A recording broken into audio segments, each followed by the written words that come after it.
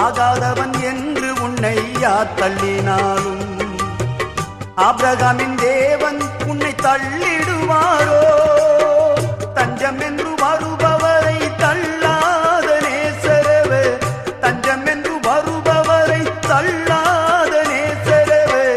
அஞ்சிடாதே மகனே மகளே என்று உன்னை தேற்றிடவே உனக்கொருவர் இருக்கின்றார், உன்னை விசாரிக்க துடிக்கின்றார். உன்னையும் என்னையும் இயேசு நேசிக்கிறார்.